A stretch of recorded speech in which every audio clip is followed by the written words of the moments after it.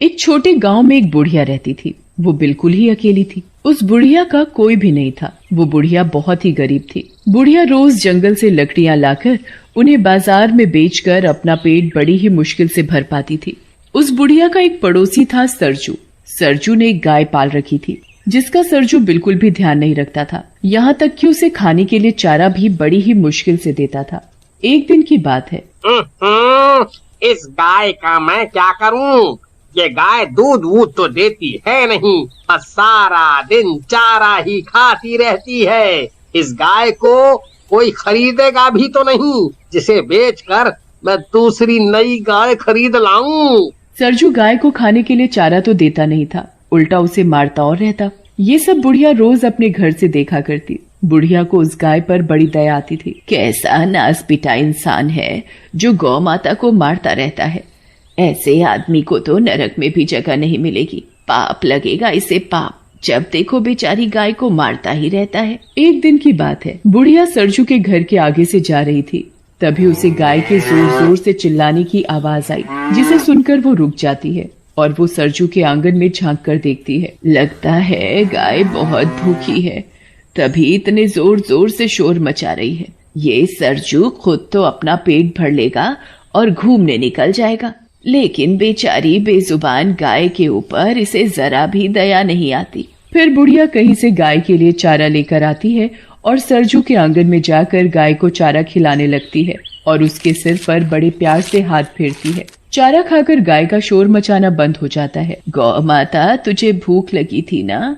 चारा खिलाकर बुढ़िया जैसे ही जाने लगती है तो गौ माता बुढ़िया की साड़ी मुंह में दबा लेती है। गौ माता, अब मुझे जाना होगा।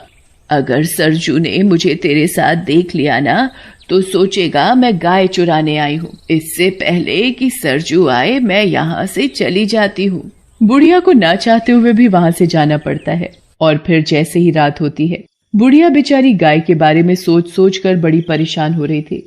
फिर पता नहीं कब उस बुढ़िया को नींद आ जाती है और अगली सुबह फिर जैसे ही सुबह होती है, बुढ़िया सीधे सरजू के पास जाती है और उससे कहती है, क्या तू मुझे अपनी गाय बेचेगा? सरजू गाय के बेचने की बात सुनकर अंदर ही अंदर खुश होने लगता है। आज तो लगता है भगवान ने मेरी सुन ली। क्या हुआ सरजू, तू किस सोच में पड़ गया? बता, तू मुझे अपनी गाय बेचेगा? हाँ हाँ माँ, क्यों नहीं। तो ठीक है, ये ले अपने पैसे और गाय मुझे दे। एक बात समझ में नहीं आई अम्मा, तुम इस बूढ़ी गाय का करोगी क्या? तुझे तेरी गाय के पैसे मिल गए ना, बस। बुढ़िया सरजू के हाथ में पैसे पकड़ाकर उससे गाय लेकर अपने घर आ जाती है और गाय को अपने आंगन में एक खूंटे से बांध देती है और उसे हरा हरा चारा खिलाती है और बड़े प्यार से गाय को निहारती है, जैसे उसे कोई अपना मिल गया हो। और फिर जैसे ही रात होती है, बुढ़िया गाय के आगे चारा डालकर सोने चली जाती है और अगली सुबह बुढ़िया सवेरे जल्दी जल्दी उठकर गाय का गोबर उठाती और फिर गाय के नीचे से साफ सफाई करके उसे नहलाती धुलाती है और फिर उसे खाने के लिए चारा देती है। ले गौ माता, चारा खा। बुढ़िया गाय को अपने हाथों से चारा खिलाती है। बुढ़िया के पास खुद के लिए खाने को होता या ना होता, पर वो गाय के लिए हमेशा समय से चारा खिलाती और उसकी खूब सेवा करती। वो गाय को जरा भी तकलीफ नहीं होने देती। बुढ़िया रोज रात को सोने से पहले उसे चारा देना नहीं भूलती थी। गाय भी बुढ़िया से बड़ी खुश होती। बुढ़िया की गाय अब पहले से ठीक हो चुकी थी। एक रात बुढ़िया गाय को चारा देकर सोने चली जाती है और जब वो सुबह उठती है और गाय के पास जाती है तो बुढ़िया के तो होश उड़ जाते हैं। ये क्या?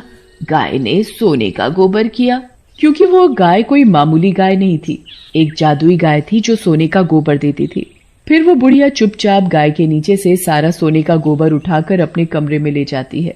अरे वाह, गौ माता ने मुझे सोने का गोबर दिया, इससे तो मैं गौ माता के लिए और भी चारा खरीद सकूंगी। फिर वो बुढ़िया सोने का गोबर बाजार में बेचकर गाय के लिए एक सुंदर घंटी खरीदती है और अपने और गाय के लिए बहुत सारा खाना खरीदती है। फिर बुढ़िया अपनी गाय को भी बढ़िया चारा खिलाती और खुद भी पेट भर खाना खाती है। भगवान तेरा बहुत बहुत धन्यवाद इस लाचार बेसहारा बुढ़िया की मदद करने के लिए। फिर जैसे ही शाम होती है, बुढ़िया हमेशा की तरह गाय को चारा देकर सोने चली जाती है और जैसे ही सुबह होती है, बुढ़िया जल्दी उठकर गाय के पास जाती है तो देखती है, अरे ये क्या, गौ माता सोने का गोबर दे रही है। मैं इसे टोकरी में भर लेती हूँ और जल्दी से अंदर कमरे में ले जाती हूँ। फिर बुढ़िया गाय के नीचे से सारा सोने का गोबर एक टोकरे में भर कर कमरे में ले जाती है। ये गौ माता तो मेरे लिए वरदान है, वरदान। मैं इसे कल सुबह ही बाजार में बेच आऊंगी। फिर वो बुढ़िया उस गोबर को बाजार में ले जाकर बेच आती है और उन पैसों से अपने लिए बढ़िया सा घर और अपनी सुख सुविधाओं का सामान खरीदती है। अब बुढ़िया को किसी चीज की कोई कमी नहीं थी। अब बुढ़िया धीरे धीरे बहुत अमीर हो गई थी। अब तो बुढ़िया एक बहुत ही बड़े आलीशान घर में रहने लगी थी। उसके पास नौकर चाकर की कोई कमी नहीं थी। बुढ़िया ऐशो आराम की जिंदगी जी रही थी। बुढ़िया को अमीर होता देख सरजू सोच में पड़ जाता है। समझ में नहीं आता, ये बुढ़िया इतनी जल्दी अमीर कैसे बन गई, जैसे इसके हाथ कोई बहुत बड़ा खजाना लग गया हो। पता तो लगाना पड़ेगा, आखिर ये बुढ़िया इतनी जल्दी अमीर कैसे बन गई। फिर सरजू पता लगाने के लिए बुढ़िया के आंगन में पेड़ के पीछे छिपकर रात होने का इंतजार करने लगता है। फिर जैसे ही सुबह होने वाली होती है तो सरजू देखता है कि गाय सोने का गोबर दे रही है। ये देख सरजू की आंखें फटी की फटी रह जाती हैं। अरे दादा, रे दादा, ये गाय तो सोने का गोबर दे रही है। अच्छा, तो अब समझ आया ये बुढ़िया इतनी जल्दी अमीर कैसे बन गई। गाय को सोने का गोबर देते देख सरजू सोचने लगता है।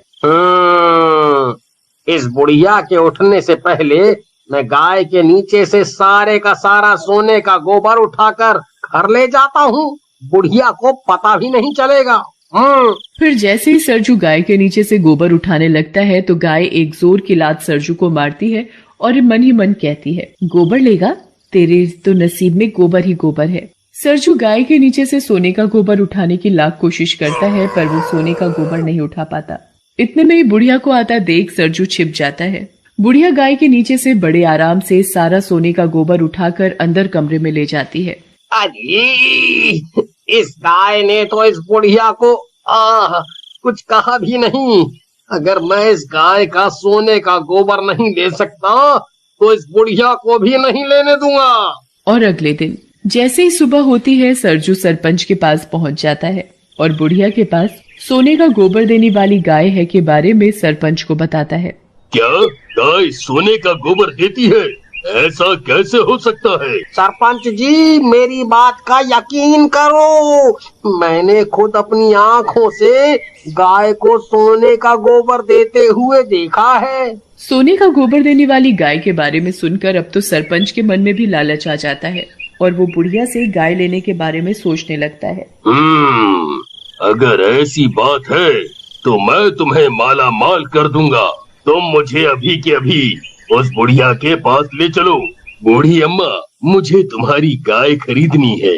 ये सुनकर तो बुढ़िया के पैरों से जमीन खिसक जाती है, पर मुझे अपनी गाय नहीं बेचनी। सरपंच बुढ़िया के हाथ में बहुत सारे पैसों की थैली पकड़ाकर उससे जबरदस्ती गाय खरीदकर अपने घर ले जाता है और उसे अपने कमरे में बांध देता है। ये देख सरपंच की पत्नी सरपंच से पूछती है, मुझे एक बात समझ नहीं आई कि इस गाय को आपने हमारे कमरे में क्यों बांध रखा है? अरे भगवान, ये कोई मामूली गाय नहीं है, सोने का गोबर देने वाली गाय है। भला गाय भी सोने का गोबर देती है? मुझे तो तुम्हारी बात पर जरा भी यकीन नहीं है।